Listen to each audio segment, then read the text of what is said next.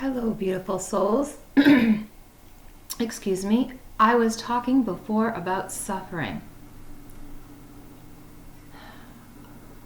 All different types of people will act and react different ways to suffering, depending how much in their life they suffered or how much of you on suffering they were brought up around or in.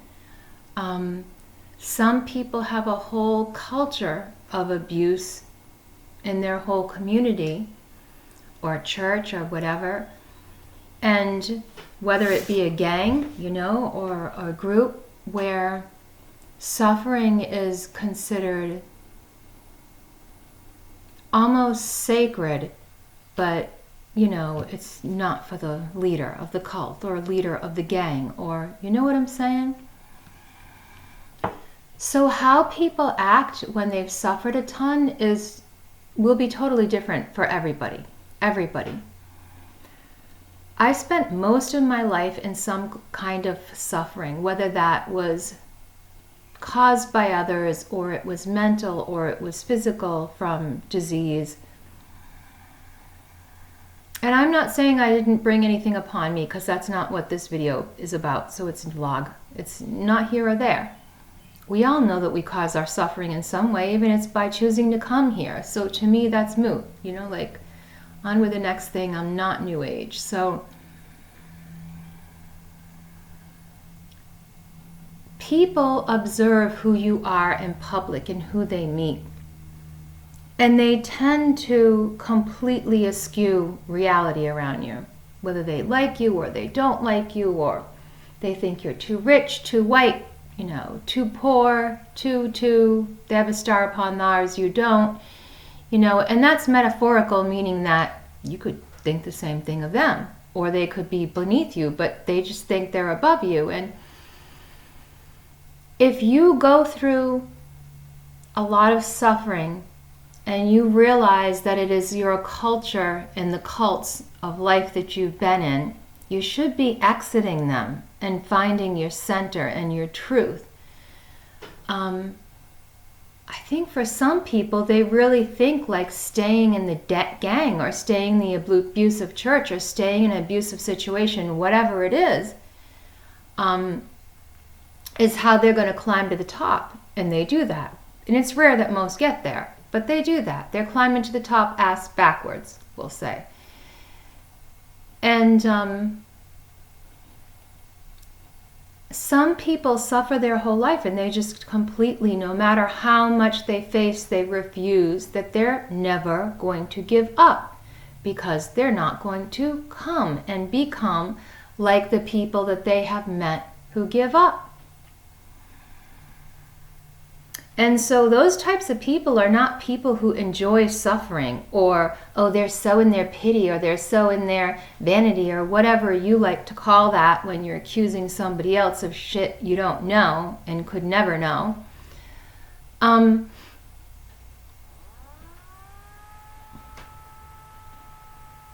Some people just were designed and made to just have a strong faith and hope that whether or not they're ever seeing it or feeling it or whatever, that there is a balance for them. And I used to say that there is love, but I don't believe in the extremes of love and hate, because that all depends upon all these cultures and petri dishes and what the human mind thinks of it, instead of knowing what that is, which is, to me, peace, patience, goodness, meekness, self-control on the white side. And on the other side, it's do what you can and not get caught. It's, like the beginning of the satanic scriptures. Just don't get on my path. Just don't get in my way. And how can you have a balanced feminine and masculine with that belief system? To me, it's get in my way. Go ahead. But if you're going to try to kill me, 1, I'm going to survive, and 2, I'm going to make you into what you made me, because that is balance. And if it's also saying that's how I should receive my balance, then you know you believe that it's how you should receive your balance. So I got on the way in your path, so you kill me, but why are you on my path in the first place, lying to me? Because that's who you are, and that's how you have to relate and get I, want, need, desire. But if somebody else has want, needs, and desires that you don't think are normal, they want to get married and have a family. Oh my God. They want to be a blue-collar worker and just not give a shit because they might be enlightened and you might not get what the hell that is. And so they just want to have a family now and sit down. All right? And then there's the people that are, oh no, polyamory, and no matter how much hell goes along with that thing, they like it and they love the drama. And to me, people are gay and polyamorous if they're out cheating on their partner all the time. You know, like, I don't consider them asexual, and I don't consider them honest. If you're in a polyamory relationship and you're all being honest with each other and loving each other and get along, great, that's great. But it's hard enough for people nowadays to deal with one person, never mind a group of people. But hey, if you're in an open relationship and that works for you, you know, you've got the best of all your worlds incarnating here right now in love. And so some people want to make the whole planet an orgy of festivities when it comes to polyamory. And I have been forced into those situations. And I was open to different situations. And still, I was forced into them. So it just goes to show you how stupid the other person is. And how they just enjoy forcing people, which to me is RAPE. It's the same thing. If you have to lie and draw out a murder, it's still a murder, isn't it, in the end of the day? Like, if you're poisoning somebody slowly or quickly, what's the difference if they're going to die? And people always tell me, oh, Sheila, you think too black and white. But no, I think like bottom line and survival, because I've had to survive my whole life. When I get in a situation that I'm stuck in, an abusive situation, which I have been more than once in my past, and then someone comes along and thinks they're going to do it to me on purpose because I'm in a weakened state, then I'm going to play the mama bird protecting her nest with a broken wing. I said this many times before in writings and videos. I am going to play stupid, and I am going to become the most smartest thing you ever could have possibly met, who is at the same time you are trying to prove your reality is going to disprove it by being the total opposite of that. And mind you, only till I can get away from you. Now, I'm not talking about a bad marriage, because I went through that situation, and a bad programming and life, general life. Nope, got out of that. Then got into a polyamorous situation, open-ended relationship, supposedly situation, where right away the person's trying to force me to marry them and, you know, like pushing me to do things, making me all these promises because they knew I was in a bad place and trying to help my girls, and they were going to give me an apartment, and I was going to work for them, and I already was working for them, making good money. So even though I didn't like how this person was, they convinced me that they wanted to change, you know, that I was their belle and that they were the beast and it was going to be okay. And yeah, right. So let's just say the torture time in the closet, I would have been better off with Gaston. We'll put it, that's how Beauty and the Beastie it was, you know, like literally he was obsessed with this movie, which I can't talk about, you know, the guy wears the mask. I just don't want to have to post it. And, you know, that he, at one point, this girl that trusts this guy she's made into a prisoner. And she's made to hate this person because this person hates how the world is, and they're going to use themselves as a sacrifice. And so many men I met think this movie is just, the pinnacle of the French Revolution, the pinnacle of the Nazi Revolution, the pinnacle of the underground, you know? How many lifetimes do you have to go through that stuff to see that? That's just not kinky. Sorry. Like, the reason it is to you is because you're so brainwashed by Hollywood. But if you actually had to live through those things, you wouldn't think the suffering was so cute. And in the end, she's just as stern, indomitable. So what? Like anybody else, she can be wiped out at any moment. Like, all right, so she was that player for this piece in that lifetime, and that happened to her. So is she the hero, or is she the stupid who gets sucked into the relationship with an idiot who's just going to use her and then destroy himself so he can make his political point? And this is how it is to be caught in the crossfires of something that twisted, to have everybody in the world judging you, who watches those kind of movies and is like, oh wow, that's so beautiful. No, it's not beautiful, it's fricked up. And I was not going to bow to this fricked up world. I was going to find my internal male and female and my marriage and my union, because I knew that was how you carried ever on. Didn't really realize that I'm carrying ever on, but there was some alchemy and some past lifetimes and some knowledge that I knew and downloaded from that. And I thought that because I knew those things and recalled those things, that I was supposed to experience those things again. That was like the experience that I knew was the experience I was carrying myself through in this life. And if I knew how to escape it, why would I keep on repeating what I was in? So everything in the world, as far as suffering went, seemed to come against me. And that's okay, because I learned. It's okay because I refused to be broken by what? By learning that if I was going to survive, literally, that I was going to be able to play both sides of the field, and I was going to accomplish what I came here to do, not just in the physical, but in the spiritual. That I was going to close up any wormhole and any demon's behind that was going to come behind me in this life, because it wasn't going to follow me into the next life. And the biggest thing was in this story of my heritage and my family and channeling is carrying on these seeds of certain people. And it has to be done in a certain way, and it has to be done with certain partners. And now I'm like, well, that's a past life play. Like, I'm so glad I can't even fulfill that. And how can I fulfill what I'm going through now? How can I be as sharp as possible? Well, to stay out of suffering. And how do I have to do that?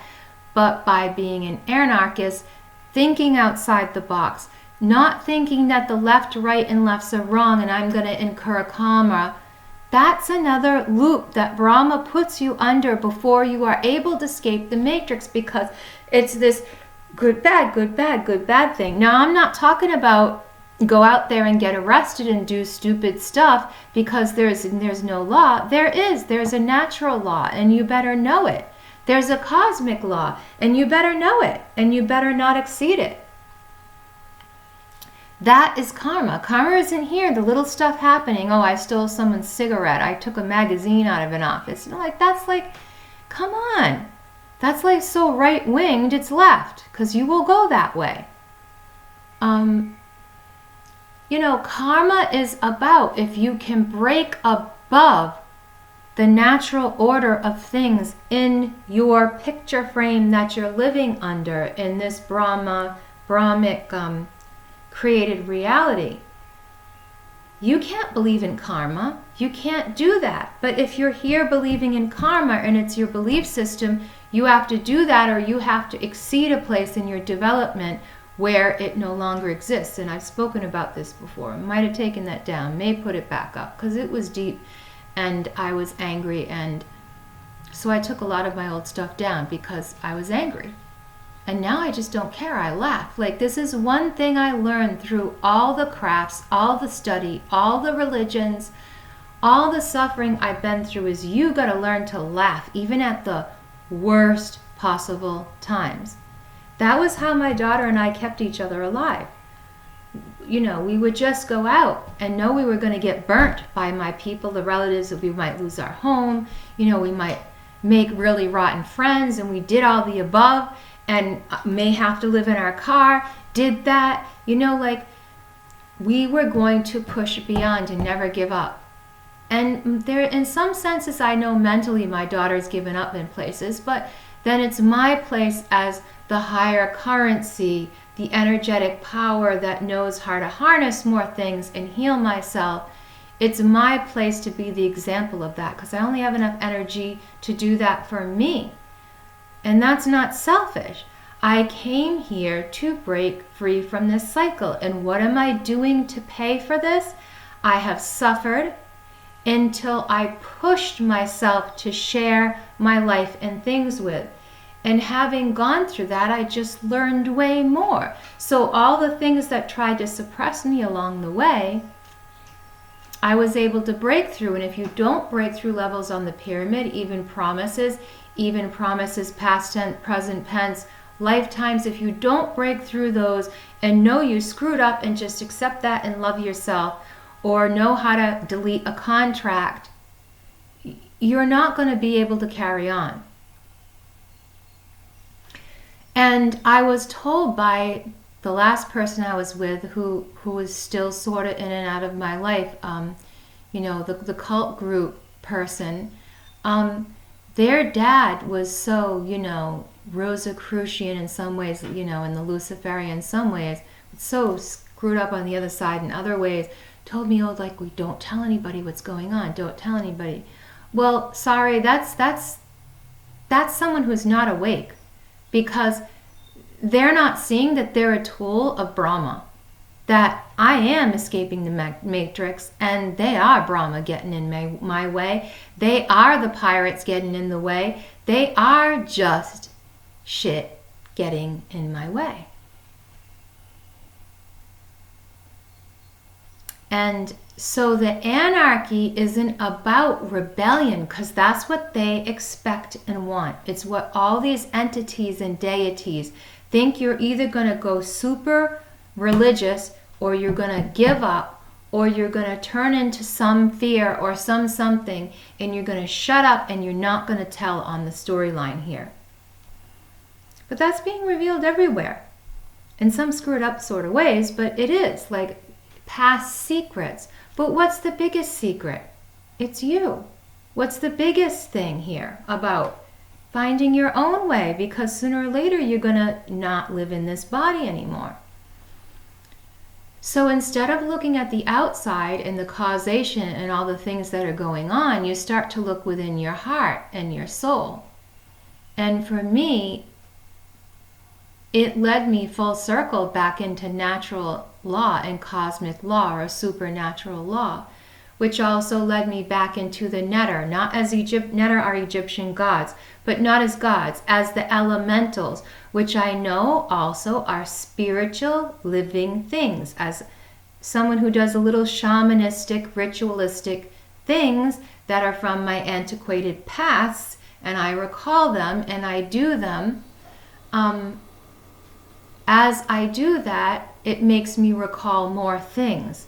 So I'm losing my train of thought. Because when I talk about rituals, I get visuals in my head about what I'm doing and how I do it and what it means. And a lot of times I don't know what it means until I do it.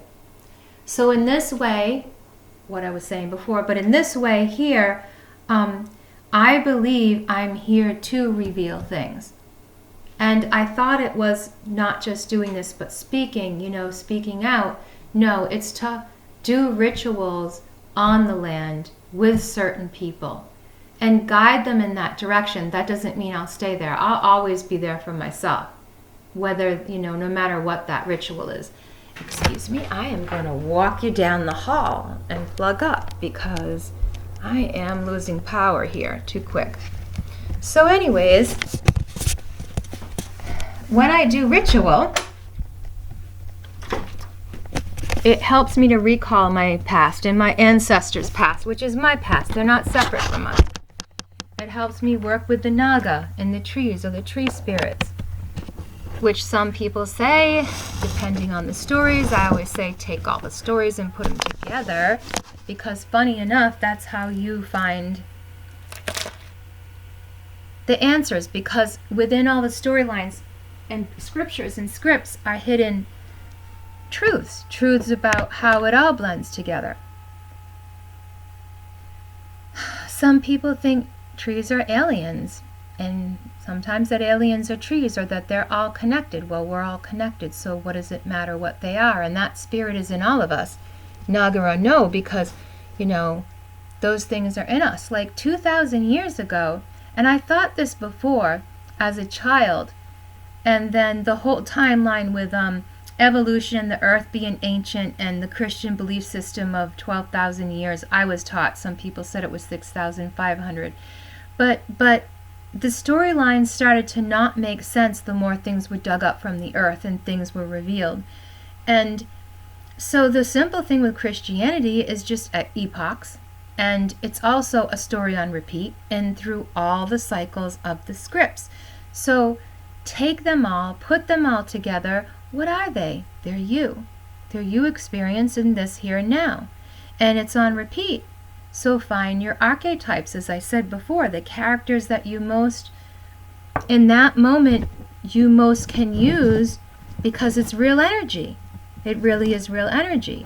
And so are these netter, or elementals.